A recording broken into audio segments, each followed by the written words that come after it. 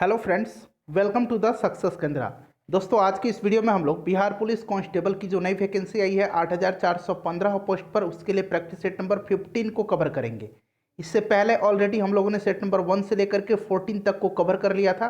तो अगर आपने नहीं देखा है तो देख लीजिएगा। सभी वीडियोज़ का लिंक आपको इस वीडियो के डिस्क्रिप्शन बॉक्स में मिल जाएगा। चैनल पर अगर आप पहली बार आए हैं तो चैनल को सब्सक्राइब कर लीजिए और बेल आइकन को प्रेस कर लीजिएगा, ताकि जब भी कोई बिहार पुलिस कांस्टेबल से रिलेटेड कोई भी इंपॉर्टेंट वीडियो अपलोड किया जाए उसका नोटिफिकेशन तुरंत आपके पास पहुंच जाए। तो चलिए फ्रेंड्स, बिना देरी किए हुए आज का सेशन स्टार्ट करते हैं। वीडियो को लाइक और शेयर जरूर कर दीजिए। तो फ्रेंड्स, आज का सेशन स्टार्ट करने से पहले मैं आपको बता दूं कि 2010 से लेकर के 2020 तक बिहार पुलिस कांस्टेबल में जितने भी प्रश्न पूछे गए हैं उनको हम लोगों ने सब्जेक्ट वाइज अलग अलग वीडियो में कवर किया है। हिस्ट्री का अलग वीडियो में, पॉलिटी का अलग वीडियो में, ज्योग्राफी का अलग वीडियो में, हिंदी का अलग वीडियो में और साइंस का अलग वीडियो में। तो अगर आपने नहीं देखा है तो देख लीजिएगा। सभी का लिंक आपको इस वीडियो के डिस्क्रिप्शन बॉक्स में मिल जाएगा। तो चलिए फ्रेंड्स, आज का सेशन स्टार्ट करते हैं। पहला क्वेश्चन देखिए कि प्लानिंग एंड द पुअर पुस्तक के लेखक कौन है। प्लानिंग एंड द पुअर पुस्तक के लेखक कौन है? कोशिश कीजिए आप लोग 5 सेकंड के अंदर में आंसर देने का। तो friends, right answer option number A हो जाएगा, BS मिन्हास। याद रखिएगा, इंपॉर्टेंट पुस्तक है। नेक्स्ट क्वेश्चन देखिए कि क्रायोलाइट किस धातु का अयस्क है। क्रायोलाइट किस धातु का अयस्क है? तो ये एल्यूमिनियम का है। Option number D right answer इसका हो जाएगा। ठीक है, चलिए नेक्स्ट क्वेश्चन है कि नेत्रानी द्वीप कहाँ पर स्थित है। नेत्रानी द्वीप कहाँ पर स्थित है? तो फ्रेंड्स, यह जो है लक्षद्वीप में है। Option number C right answer हो जाएगा। लक्षद्वीप कहाँ है? अरब सागर में अवस्थित है। कहाँ पे? अरब सागर में। ठीक है। अंडमान निकोबार कहाँ है? बंगाल की खाड़ी में। नेक्स्ट क्वेश्चन देख लीजिएगा कि द्रवित ब्यूटेन एवं आइसोब्यूटेन का मिश्रण क्या कहलाता है। द्रवित ब्यूटेन एवं आइसोब्यूटेन का मिश्रण जो है इसको लिक्विफाइड पेट्रोलियम गैस यानी कि LPG कहा जाता है। Option number C right answer इसका हो जाएगा। ठीक है, इंपॉर्टेंट है। मार्स गैस को मीथेन गैस कहा जाता है। ठीक है फ्रेंड्स, ध्यान रखिएगा। मीथेन का फॉर्मूला क्या होता है? CH4 होता है। उसके बाद देखिए विटामिन ई का रासायनिक नाम क्या है। ये प्रश्न ऑलरेडी मैंने आपको कराया हुआ है। विटामिन ई का रासायनिक नाम टोकोफेरॉल है। ठीक है, tocopherol option number B right answer हो जाएगा। कैल्सीफेरॉल विटामिन डी का रासायनिक नाम है। रेटिनॉल विटामिन ए का रासायनिक नाम है। थायमिन जो है विटामिन बी का रासायनिक नाम है। क्लियर? बी कहिए या फिर विटामिन B1 कहिए, एक ही बात है। नेक्स्ट क्वेश्चन देखिए, इंग्लिश का क्वेश्चन है he said to me don't disturb me. ठीक है, तो इसका इनडायरेक्ट फॉर्म आपको बनाना है। तो he told me not to disturb him. Option number B correct answer इसका हो जाएगा। उसके बाद देखिए कि change the affirmative to negative sentence. Negative में बदलना है। आई डिसलाइक हर, इसका निगेटिव क्या हो जाएगा? तो आई डू नॉट लाइक हर। ठीक है, मैं उसको पसंद नहीं करता हूं। I do not like her. Right answer option number A हो जाएगा। उसके बाद देखिए इसको जो है इंग्लिश में ट्रांसलेट करना है। मजुमदार सबसे वरिष्ठ अधिकारी है, बताइए राइट क्या हो जाएगा? तो Majumdar is the senior most officer. Option number C correct answer हो जाएगा। Choose the antonym of criticise. Criticise का आपको विपरीत शब्द बताना है। तो क्रिटिसाइज का मतलब क्या होता है? निंदा करना, आलोचना करना होता है। इसका एंटोनिम क्या हो जाएगा? प्रशंसा करना, यानी कि appreciate. Right answer option number B हो जाएगा। उसके बाद choose the synonym of busy. Busy का पर्यायवाची शब्द बताना है। बिजी मतलब व्यस्त और एक्टिव मतलब सक्रिय। तो option number A right answer इसका हो जाएगा। फ्रेंड्स, वीडियो के लास्ट में आप सभी को अपना स्कोर कमेंट करके बताना है। देखिए 11 नंबर क्वेश्चन फ्रेंड्स मैथ का है। तो देखिए इसको कैसे सॉल्व करना है। तो सबसे पहले आपको 4x का यहाँ पर मैं बता देता हूँ, x² कर दीजिए। उसके बाद देख लीजिए मैं आपको तरीका बता देता हूँ। ठीक है, देखिए अब एक बार आपको x² के फॉर्म में, एक बार y² के फॉर्म में और एक बार z² के फॉर्म में इसको ब्रेक करना है। तो देखिए यहाँ पर अगर हम x के फॉर्म में इसको कर रहे हैं तो देखिए कैसे करेंगे। और यहाँ पर टोटल इधर 61 दिया हुआ है, तो 4x²। उसके बाद देख लीजिए प्लस 3 का स्क्वायर प्लस माइनस 24x। ये जो एक टर्म हो गया। उसके बाद हम y के टर्म में करेंगे तो y का 3y² यहाँ पर प्लस होगा। ठीक है, उसके बाद देखिए इसको आगे तोड़ेंगे तो क्या आ जाएगा? +4 का स्क्वायर प्लस 24y, उसके बाद फिर प्लस हो जाएगा, z के फॉर्म में हम इसको ब्रेक करेंगे तो 2z² हो जाएगा। ठीक है, देखिए यहाँ 4z² हो जाएगा तो 2z² हो जाएगा। उसके बाद प्लस 6 का square minus 24z equal to 0। अब जब आप इसको सॉल्व कर दीजिएगा तो आपको आंसर निकल के आ जाएगा 5। ठीक है फ्रेंड्स, 5 राइट आंसर हो जाएगा। मैं तरीका आपको बता दे रहा हूँ, आप लोग स्वयं इसको सॉल्व कीजिएगा। उसके बाद देखिए 23, 39, 32 और 56 में से प्रत्येक से x को घटाया जाता है तो इस क्रम में प्राप्त संख्या समानुपात में है। ध्यान रखिएगा, प्रश्न में कहा गया है समानुपात में, यानी कि 23 में से x को घटाया जा रहा है, उसके बाद 39 में से x को घटाया जा रहा है, इक्वल टू 32 में से x को घटाया जा रहा है, उसके बाद 56 में से x को घटाया जा रहा है। तो क्या है, ये समानुपात में है, यही तो प्रश्न में कहा गया है। अब यहाँ से आप क्या करेंगे, यहाँ से आप x की वैल्यू फाइंड करेंगे। x की वैल्यू कितना निकल के आएगा, जब इसको आप सॉल्व कीजिएगा फ्रेंड्स तो x की वैल्यू आपको निकल के आ जाएगा 5। x इक्वल टू कितना आ जाएगा, 5 आ जाएगा। इतना तो आपको कलम उठा के करना पड़ेगा सॉल्व, ठीक है, क्योंकि अगर मैं आपको ये सब भी अगर सॉल्व करके बताऊंगा तो वीडियो 1 घंटे से भी ज़्यादा की हो जाएगी। तो तरीका मैं बता रहा हूँ, इतना सॉल्व करने आपको आएगा, x की वैल्यू निकल के ये 5 आ जाएगा। क्लियर। अब देखिए आगे कहा रहा है कि x+4 और 3x+1 के बीच मध्यानुपाती यानी कि मीन प्रोपोर्शनल क्या होगा। तो x कितना आया है, 5 आया है, तो 5 और +4 हो जाएगा तो ये 9 हो जाएगा।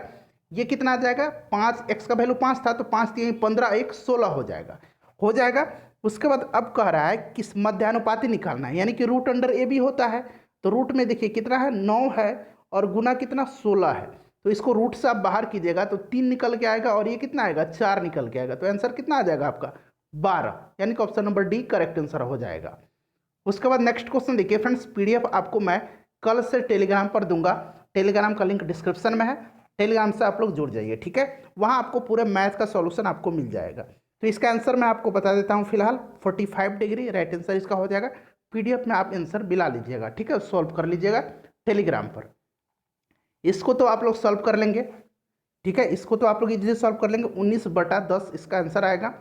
उसके बाद देखिए 10% प्रति वर्ष की चक्रवृद्धि ब्याज की दर से किसी राशि पर, निश्चित राशि पर 2.5 वर्षों में ब्याज 1623 रुपया है, जब ब्याज वार्षिक संयोजित हो तो राशि क्या होगी। अब देखिए यहाँ थोड़ा सा ये थोड़ा सा समझने वाली बात है, जब भी टाइम जो है इस फॉर्मेट में दिया जाए NA/B, इस फॉर्मेट में अगर टाइम दिया रहे तो आपको इसके लिए क्या फार्मूला होता है, मैं यहाँ लिख देता हूँ। देखिए फार्मूला जो होता है CI का क्या होता है, P × 1 + R/100 के पावर n गुना 1 प्लस ये रेट है और ये AB हो जाएगा यहाँ पे, ये वाला AB जो है, ठीक है, तो ये 1/2 हो जाएगा AB की जगह, अब बटा 100 -1 लास्ट में आ जाएगा, ठीक है। तो यहाँ पर देख लीजिए, मैं अब यहाँ पर वैल्यू पुट कर देता हूँ। देखिए वैल्यू पुट करेंगे तो कितना था, CI = 1623 है, P × 1 + R 10% है बटा 100 का स्क्वायर, उसके बाद देखिए गुना 1 + ½ जैसे कि मैंने फार्मूला में बताया था, रेट 10% बटा 100 -1। इसको सॉल्व कर दीजिए फ्रेंड्स, यहाँ से आपको P की वैल्यू निकल के आ जाएगी। P निकल के कितना आ जाएगा, P 6000 रुपया निकल के आ जाएगा, ठीक है, right answer option number B हो जाएगा। उसके बाद देखिए जिसे कठिनाई से प्राप्त किया जा सके उसको दुष्प्राय कहा जाता है। क्या कहा जाता है, दुष्प्राय। प्रेमचंद्र के समग्र कहानी संग्रह का नाम क्या है, तो right answer Mansarovar, option number B right answer हो जाएगा। मानसरोवर के नाम से इनको जाना जाता है, इनकी जो कहानी संग्रह है मानसरोवर के नाम से। उसके बाद देखिए नगर शोभा किनकी रचना है, नगर शोभा जो है यह रहीम की रचना है, option number D correct answer हो जाएगा। बरवै नायिका भेद किनकी रचना है, तो बरवै नायिका भेद जो है यह किनकी रचना है, ये भी रहीम की रचना है, ऑप्शन नंबर इसका B करेक्ट आंसर हो जाएगा। उसके बाद देखिए कश्मीर की खाली स्थान है, छटा देखते ही बनती है रिक्त स्थान को भरे, तो कश्मीर की प्राकृतिक छटा, ठीक है, खाली स्थान में क्या हो जाएगा, प्राकृतिक छटा, option number C right answer हो जाएगा। उसके बाद देखिए मिट्टी के घर गर्मियों में ठंडे होते हैं तथा जाड़ों में गर्म होते हैं, क्योंकि मिट्टी उष्मा की खराब चालक होती है, ठीक है, खराब चालक होती है, तो option number C correct answer इसका हो जाएगा, ठीक है। चलिए नेक्स्ट क्वेश्चन देखिएगा कि रुद्धोष्म परिवर्तन में गैस की विशिष्ट उष्मा, तो रुद्धोष्म परिवर्तन में गैस की विशिष्ट उष्मा हमेशा शून्य होती है, याद रखिएगा क्या होती है फ्रेंड्स, हमेशा शून्य होती है। तो right answer option number D हो जाएगा इसका। नेक्स्ट क्वेश्चन देखिए, नियत आयतन पर किसी गैस का दाब अनुक्रमानुपाती होता है। नियत आयतन पर किसी गैस का दाब गैस की कुल आंतरिक ऊर्जा के अनुक्रमानुपाती होता है। ठीक है, आंतरिक ऊर्जा के। तो राइट आंसर क्या हो जाएगा, ऑप्शन नंबर ए हो जाएगा, ध्यान रखिएगा। उसके बाद देखिए, अनुनाद किसका उदाहरण है। अनुनाद प्रणोदित दोलन का एक उदाहरण है। प्रणोदित दोलन option number A right answer हो जाएगा। जब किसी वस्तु के कंपनों की स्वाभाविक आवृत्ति किसी चालक बल के कंपनों की आवृत्ति के बराबर होती है तो वह वस्तु बहुत अधिक आयाम से कंपन करने लगती है और इसी को अनुनाद कहा जाता है। ठीक है, चलिए अगला क्वेश्चन देखिएगा कि किसी कंपन करते हुए क्वार्ट्ज क्रिस्टल द्वारा उत्पन्न पराश्रव्य तरंगें होती हैं। तो ये जो होती हैं अनुदैर्घ्य तरंग होती हैं। अनुदैर्घ्य तरंग, तो right answer option number A हो जाएगा, केवल अनुदैर्घ्य तरंग। डॉपलर प्रभाव लागू होता है। तो देखिए डॉपलर प्रभाव जो है ध्वनि एवं प्रकाश तरंग दोनों के लिए लागू होता है। ठीक है, ध्वनि एवं प्रकाश तरंग दोनों के लिए लागू होता है, option number C right answer हो जाएगा। जब किसी ध्वनि स्रोत व श्रोता के बीच आपेक्षिक गति होती है तो श्रोता को ध्वनि की आवृत्ति जो है उसकी आवृत्ति से अलग सुनाई देती है। इसी घटना को डॉपलर प्रभाव कहा जाता है। नेक्स्ट क्वेश्चन देखिएगा, और फ्रेंड्स प्लीज वीडियो को लाइक और शेयर जरूर करते रहिएगा। निम्न में से मात्रकों की कौन सी पद्धति द्रव्यमान लंबाई समय के मात्रक पर आधारित नहीं है। तो राइट आंसर क्या हो जाएगा, ऑप्शन नंबर डी, एसआई मात्रक जो है केवल द्रव्यमान लंबाई और समय के मात्रकों पर आधारित नहीं है। एसआई पद्धति में टोटल कितने फंडामेंटल यूनिट हैं, 7 मूल मात्रक हैं, ध्यान रखिएगा। ठीक है, चलिए उसके बाद निम्न में से सर्वाधिक छोटा मात्रक कौन सा है। तो सबसे छोटा मात्रक जो है इसमें से फर्मी है, फर्मी। ठीक है, याद रखिएगा फर्मी है। तो right answer option number C हो जाएगा। उसके बाद नेक्स्ट क्वेश्चन देखिए कि निम्न में से कौन सा कथन द्रव्यमान के संबंध में गलत है। तो इसमें से देखिए यह ताप दाब या स्थान पर वस्तु की स्थिति पर निर्भर करता है, यह जो है गलत है। किसके संबंध में, तो देखिए यह ताप द्रव्यमान के संबंध में। ठीक है, ताप दाब और स्थान पर वस्तु की स्थिति पर निर्भर करता है। ठीक है, ध्यान रखिएगा, द्रव्यमान किसी वस्तु में पदार्थ की मात्रा होती है। चलिए नेक्स्ट क्वेश्चन देखिएगा। अगला क्वेश्चन है कि यदि पृथ्वी अपना गुरुत्व खो देती है तो एक पिंड के लिए तो क्या हो जाएगा, भार शून्य हो जाता है, द्रव्यमान भी शून्य हो जाता है। तो right answer option number D हो जाएगा, भार शून्य हो जाएगा जबकि द्रव्यमान शून्य नहीं होगा। ठीक है, ध्यान रखिएगा द्रव्यमान शून्य नहीं होगा, द्रव्यमान नहीं बदलेगा। अगला क्वेश्चन देखिए कि दक्षिण भारत में चालुक्य वंश के वास्तविक स्थापना किसने की थी। तो चालुक्य वंश की वास्तविक स्थापना जो है यह पुलकेशिन प्रथम ने किया था, option number D right answer हो जाएगा। ध्यान रखिएगा, इंपॉर्टेंट क्वेश्चन है। ठीक है फ्रेंड्स, चलिए नेक्स्ट क्वेश्चन देखिएगा कि इतिहासकार यदुनाथ सरकार ने किस मुगलकालीन रचना को मुगल राज्य का गजेटियर कहा है। तो राइट आंसर हो जाएगा Maasir e Alamgiri, option number D correct answer हो जाएगा। ध्यान रखिएगा, इंपॉर्टेंट क्वेश्चन है। चलिए अगला क्वेश्चन देखिए कि कंट्रोलर और ऑडिटर जनरल की नियुक्ति कौन करता है। CAG, जिसको कि नियंत्रक एवं महालेखा परीक्षक हिंदी में कहा जाता है, इसकी नियुक्ति भारत के राष्ट्रपति के द्वारा की जाती है, option number B president of India के द्वारा की जाती है, ध्यान रखिएगा। उसके बाद नेक्स्ट क्वेश्चन है कि किस सूची के विषय पर राष्ट्रपति अध्यादेश जारी नहीं कर सकता है। तो यह राज्य सूची के विषय पर, option number B correct answer हो जाएगा। वल्लभाचार्य का जन्म कहाँ हुआ था। तो वल्लभाचार्य का जन्म बनारस में हुआ था। कहाँ, बनारस में। ये पुष्टि मार्ग के मार्गदर्शक हैं, किस मार्ग के, पुष्टि मार्ग के। ठीक है फ्रेंड्स, ध्यान रखिएगा, बनारस में। उसके बाद देखिए, और फ्रेंड्स इससे पहले ऑलरेडी हम लोगों ने 14 सेट कवर किया हुआ है। 2010 से 2020 तक बिहार पुलिस कांस्टेबल में जितने भी प्रश्न पूछे गए उनको सब्जेक्ट वाइज कवर किया है। सभी का लिंक आपको वीडियो के डिस्क्रिप्शन में मिल जाएगा। करीब 40 से अधिक वीडियो को हमने कवर किया हुआ है, जरूर देख लीजिएगा। तो देखिए फ्रेंड्स, यहाँ पर मेटामार्फिक जो है, मेटामार्फिक चट्टान किसके उदाहरण है। तो यह जो है यह मार्बल का उदाहरण है, option number C right answer हो जाएगा। ध्यान रखिएगा। नेजा नृत्य किस राज्य का लोक नृत्य है। तो नेजा नृत्य जो है यह राजस्थान का है, option number A correct answer इसका हो जाएगा। उसके बाद नेक्स्ट क्वेश्चन देखिए कि इंद्रधनुष में लाल रंग किस क्रम में होता है।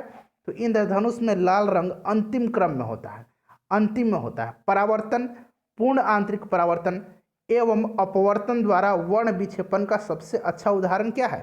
इंद्रधनुष है। Clear? Right answer option number इसका ए हो जाएगा। उसके बाद देखिए श्वसन क्रिया में वायु में कौन सा घटक परिवर्तित नहीं होता है? तो नाइट्रोजन। ठीक है, nitrogen option number D correct answer हो जाएगा। भोजशाला मंदिर कौन सी देवी का है? तो भोजशाला मंदिर जो है यह देवी सरस्वती की मंदिर है। राइट आंसर ऑप्शन नंबर इसका डी हो जाएगा। नेक्स्ट क्वेश्चन देखिएगा, और भोजशाला मंदिर आपको पता है यह जो है परमार वंश का सर्वाधिक जो है प्रसिद्ध शासक राजा भोज इसी के द्वारा बनवाया गया था। ठीक है, चलिए नेक्स्ट क्वेश्चन देखिएगा कि बिजली की इस्त्री के में लगाए जाने वाले तापन एलिमेंटों के निर्माण के लिए किस धातु का प्रयोग होता है? तो आप सभी को पता है फ्रेंड्स, नाइक्रोम यूज किया जाता है। ठीक है, नाइक्रोम यूज किया जाता है। अगला क्वेश्चन देखिए कि कोलेरा बेसिलस की खोज किसने की? तो कोलेरा बेसिलस की खोज रॉबर्ट कोच ने किया था। ठीक है, रॉबर्ट कोच ने, ऑप्शन नंबर इसका सी राइट आंसर हो जाएगा। लुई पास्चर ने किसकी खोज की थी? तो रेबीज के टीके की खोज लुई पास्चर ने किया था। रोनाल्ड रोस ने किसकी खोज किया था? आप लोग कमेंट करके बताएंगे। ठीक है फ्रेंड्स, रोनाल्ड रोस ने किसकी खोज किया था? तो ये देखिए मैं ही बता देता हूँ, मलेरिया परजीवी की खोज किया था। चलिए अगला क्वेश्चन देखिएगा कि कठोर जल के धात्विक घटक है। तो कठोर जल के धात्विक घटक मैग्नीशियम और कैल्शियम है। ठीक है, कठोर जल पीने युक्त नहीं होता है, किसमें? क्योंकि इसमें घुले हुए जो लवण है स्वास्थ्य के लिए हानिकारक होते हैं। तो सही आंसर ऑप्शन नंबर ए हो जाएगा। उसके बाद देखिए चैलेंजेस ऑफ इंटरनेशनल सिक्योरिटी पुस्तक किसकी है? किसने लिखी है चैलेंजेस ऑफ इंटरनेशनल सिक्योरिटी? तो फ्रेंड्स इसकी रचना जो है अशोक कुमार ने किया है, अशोक कुमार और विपुल अनिकांत ने। तो राइट आंसर ए और बी दोनों हो जाएगा, अशोक कुमार और विपुल अनिकांत ने। उसके बाद देखिए अगला क्वेश्चन है कि किस अंग में वर्णक विशेषज्ञ के आधार पर किसी व्यक्ति की आंखें भूरी, नीली और काली होती है? तो आंख के जो रंग होते हैं यह आयरिस के कारण, ठीक है, परितारिका जिसको हिंदी में कहा जाता है, इसके कारण जो है अलग अलग रंग के दिखाई देते हैं। Option number C correct answer हो जाएगा। Lessons life taught me unknowingly किसकी आत्मकथा है? तो फ्रेंड्स यह जो आत्मकथा है अनुपम खेर की है। Option number C right answer हो जाएगा। ठीक है, नेक्स्ट क्वेश्चन देखिए, अगला क्वेश्चन है कि वैध मुद्रा का अर्थ क्या है? तो वैध मुद्रा का अर्थ है करेंसी नोट। किससे है? करेंसी नोट से है। नेक्स्ट क्वेश्चन देखिए, लोकसभा का महासचिव उसके सचिवालय का प्रमुख है और राष्ट्रपति द्वारा नियुक्त किया जाता है। ध्यान रखिएगा, किसके द्वारा? राष्ट्रपति के द्वारा। Right answer option number D हो जाएगा। उसके बाद देखिए निम्नलिखित में से किस विधेयक के लिए राष्ट्रपति को उसे पुनर्विचार के लिए वापस भेजे बिना अपनी स्वीकृति देनी पड़ती है? तो यह जो विधेयक है यह वित्त विधेयक है। कौन सा विधेयक है फ्रेंड्स? वित्त विधेयक है, ध्यान रखिएगा। ठीक है, राइट आंसर ऑप्शन नंबर इसका बी हो जाएगा, वित्त विधेयक। अगला क्वेश्चन देखिए, नेक्स्ट क्वेश्चन है कि किस अधिनियम के द्वारा मुसलमानों को पृथक निर्वाचन का अधिकार मिला था? तो ये 1909 का भारत परिषद अधिनियम था, जिसको कि मार्ले मिंटो सुधार अधिनियम के नाम से भी जाना जाता है। ठीक है, चलिए नेक्स्ट क्वेश्चन देखिएगा कि भारत निम्नलिखित भूवैज्ञानिक परिघटनाओं पर विचार कीजिए और उपरोक्त में से किनके कारण भूचाल आते हैं? तो भूचाल जो है ये सभी के कारण आते हैं। भ्रंश का बनना, किसी भ्रंश के साथ गति, ज्वालामुखी विस्फोट द्वारा पैदा किया गया प्रभाव या शैलों का वलन। तो ए राइट आंसर इसका हो जाएगा। ठीक है, चलिए अगला क्वेश्चन देखिएगा कि राष्ट्रीय आय से क्या तात्पर्य है? तो राष्ट्रीय आय से क्या तात्पर्य है? तो किसी देश में एक वर्ष की अवधि में कुल उत्पादन और सेवाओं का आर्थिक मूल्य। तो option number A right answer इसका हो जाएगा। विश्व युवा कौशल दिवस की तिथि को मनाया जाता है। विश्व युवा कौशल दिवस प्रत्येक वर्ष 15 जुलाई के दिन मनाया जाता है। ठीक है, 15 जुलाई के दिन, option number A right answer हो जाएगा। उसके बाद नेक्स्ट क्वेश्चन देखिए कि निम्नलिखित में से कौन सा तंतु सबसे कम आग पकड़ता है? तो सबसे कम जो है कॉटन पकड़ता है, सूती पकड़ता है। Option number B right answer इसका हो जाएगा। उसके बाद देखिए निम्नलिखित में से कौन सा तत्व समुद्री शैवाल यानी कि सीवीड से प्राप्त किया जाता है? तो यह आयोडीन होता है। किससे? आयोडीन। उसके बाद देखिए उद्योग में पॉलीथीन का निर्माण किसके बहुलक द्वारा किया जाता है? किसके पॉलीमराइजेशन के द्वारा किया जाता है? तो राइट आंसर क्या हो जाएगा? एथिलीन के। ठीक है, पॉलीथीन जो है एथिलीन के पॉलीमराइजेशन के द्वारा प्राप्त किया जाता है। अगला क्वेश्चन देखिएगा कि वायुमंडल में ओजोन परत के ह्रास के लिए निम्नलिखित में से कौन सा रासायनिक द्रव उत्तरदायी है? तो यह जो है कौन सा है? CFC है, chlorofluorocarbon, option number C correct answer हो जाएगा। शीतकाल में पौधे पाले से मर जाते हैं, ठंडा लग जाता है ना, कहते हैं कि पाला मार दिया। देखो आपने देखा होगा, क्योंकि तो इसलिए मर जाते हैं क्योंकि ऊतकों की यांत्रिक क्षति और शुष्कन हो जाता है। ठीक है, जो टिश्यू होते हैं वो ड्राई हो जाते हैं। तो राइट आंसर क्या हो जाएगा, ऑप्शन नंबर इसका डी हो जाएगा। डेंगू ज्वर का कारण क्या है, तो डेंगू जो है वायरस से होता है। ठीक है, किससे होता है, वायरस के कारण होता है। मादा एडिस इजिप्टी मच्छर के काटने से होता है। तो राइट आंसर हो जाएगा वायरस। अगला क्वेश्चन देख लीजिएगा कि थैलेसीमिया एक आनुवंशिक बीमारी है, जेनेटिक रोग है, याद रखिएगा। यह किसको प्रभावित करता है, तो थैलेसीमिया जो है यह ब्लड को प्रभावित करता है। Option number A right answer इसका हो जाएगा। किसको प्रभावित करता है, ब्लड को प्रभावित करता है। नेक्स्ट क्वेश्चन देखिएगा कि 1853 ईस्वी में लॉर्ड डलहौजी ने जो पहले टेलीग्राफ लाइन शुरू की वह किस किस के बीच थी। तो फ्रेंड्स यह किसके बीच थी, तो यह कोलकाता और आगरा के बीच में, कोलकाता और आगरा के बीच में। Option number D right answer हो जाएगा। निम्नलिखित में से कौन सा एक कर ऐसा है जिससे कि कीमत में वृद्धि नहीं होती है, तो यह कर जो है यह इनकम टैक्स है, यानी कि आयकर है, जिससे कि कीमत में वृद्धि नहीं होती है। ध्यान रखिएगा, आयकर इसका राइट आंसर हो जाएगा। उसके बाद देखिए, निम्नलिखित में से राष्ट्रीय आय को जनसंख्या के आकार से विभाजित करने पर क्या प्राप्त होता है। तो फ्रेंड्स क्या प्राप्त होता है, ये प्राप्त होता है प्रति व्यक्ति आय। ठीक है, प्रति व्यक्ति आय प्राप्त होता है। इंपॉर्टेंट क्वेश्चन है सारे, ध्यान रखिएगा। उसके बाद देखिए, निम्नलिखित में से कौन सा एक सुशीरवाद यानी कि विंड इंस्ट्रूमेंट है। विंड मतलब हवा से चलने वाला इंस्ट्रूमेंट है। तो ध्यान रखिएगा, right answer option number B हो जाएगा, नादस्वरम बांसुरी। ठीक है, उसके बाद अगला क्वेश्चन देखिएगा कि बिहार में ग्रामीण क्षेत्रफल राज्य के कुल क्षेत्रफल का कितना प्रतिशत है। तो ग्रामीण क्षेत्रफल जो है कुल क्षेत्रफल का कितना प्रतिशत है, तो 98.5% लगभग। Option number A right answer हो जाएगा। बिहार में बौद्ध धर्म के प्रचार प्रसार के लिए कौन सी भाषा प्रयोग की गई थी, तो आप सभी को पता है पाली भाषा का इस्तेमाल किया गया था। ठीक है, ज़्यादातर जो भगवान बुद्ध के उपदेश हैं ये पाली भाषा में ही है। ध्यान रखिएगा, option number D right answer इसका हो जाएगा। उसके बाद देखिए, उत्तरी गोलार्ध में रहने वाले के लिए 21 जून वर्ष का सबसे लंबा दिन है। दक्षिणी गोलार्ध में रहने के लिए वर्ष का सबसे छोटा दिन कौन सा है। उत्तरी गोलार्ध में सबसे बड़ा 21 जून है। 21 जून को विश्व योगा दिवस मनाया जाता है, आप सभी को पता है। पूछा जा रहा है कि दक्षिणी गोलार्ध में रहने वाले के लिए सबसे छोटा दिन कौन सा है, तो 21 जून ही है। उत्तरी गोलार्ध में सबसे बड़ा दिन होता है और दक्षिणी गोलार्ध में सबसे छोटा दिन होता है। ठीक है, 23 सितंबर और 21 मार्च को संपूर्ण पृथ्वी पर दिन और रात बराबर होते हैं। अगला क्वेश्चन देखिए कि बार निम्नलिखित में से किसकी इकाई है, तो कल ही बताया था बार जो है यह दाब की इकाई है। किसकी, प्रेशर की इकाई है। Option number C right answer हो जाएगा। ठीक है, न्यूटन पर मीटर स्क्वायर, ध्यान रखिएगा, जिसे पास्कल भी कहा जाता है। ठीक है फ्रेंड्स, अगला क्वेश्चन देखिए कि कोणार्क का सूर्य मंदिर नरसिंह देव प्रथम ने बनवाया था। बिल्कुल सही है, याद रखिएगा। वे किस राजवंश से थे, तो नरसिंह देव बर्मन जो थे यह किस वंश से थे फ्रेंड्स, तो ध्यान रखिएगा यह जो थे शाही गंग राजवंश से थे। ऑप्शन बी करेक्ट आंसर हो जाएगा। निम्नलिखित में से कौन सा ऊर्जा का समृद्ध स्रोत है, तो ऊर्जा जो है सबसे ज़्यादा किससे मिलता है, ऊर्जा सबसे ज़्यादा कार्बोहाइड्रेट से मिलता है। ठीक है, किससे, कार्बोहाइड्रेट राइट आंसर हो जाएगा। उसके बाद देखिए, राजू की आय उसके व्यय से 20% अधिक है। तो मान लीजिए उसकी आय जो है, इनकम जो है वो कितनी है, उसकी इनकम अगर 100 रुपया है, तो कह रहा है कि उसकी राजू की आय जो है उसके व्यय से 20% अधिक है। तो एक्सपेंडिचर 100 रुपया है, व्यय, तो इनकम कितना हो जाएगा, 120 रुपया। 20% ज़्यादा है। आगे कहा जा रहा है कि 60%, उसकी आय में 60% और व्यय में 70% की वृद्धि होती है। क्लियर, तो आय जो है अब 60% वृद्धि हो जा रही है। हाँ देखिए, आय में 60% की वृद्धि हो रही है, तो आय कितना है, 120 है। इसका 60% 72 हो जाएगा, तो ये टोटल अब कितना हो जाएगा, 192 हो जाएगा। और व्यय में 70% की वृद्धि होती है, तो 100 से ये 170 हो जाएगा। यही हो गया ना। अंतर देखिए कितना है दोनों के बीच में, तो अंतर 22 का है। क्लियर, अब पुराना बचत कितना था, पहले वाला देखिए, तो पहले 20 का बचत था, अब कितना का बचत हो गया, 22 का बचत हो गया ना। अब देखिए, इसमें से आपको अब पूछ रहा है कि कितने प्रतिशत की वृद्धि या कमी हुई है।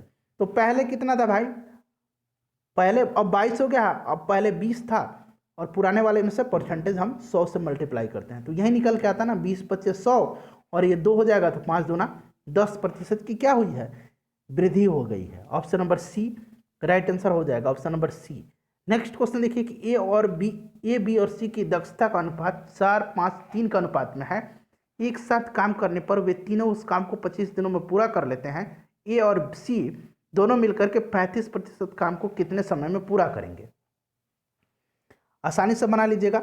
देखिए कुल काम कितना है, ए की क्षमता ए प्लस बी प्लस सी, तीनों की क्षमता हो गई, गुना कुल समय तीनों के द्वारा जो लिया गया है, कुल समय ए बी और सी के द्वारा लिया गया कुल समय, यही हो गया ना। अब देखिए अब हम इसको फॉर्मूला में पुट करेंगे तो 4:5:3 का अनुपात में 4 + 5 + 3, उसके बाद क्या है इक्वल टू गुना, माफ कीजिएगा गुना है, गुना कितना 25, क्या दिया है 25 दिन में, तो 25 गुना कर दीजिए।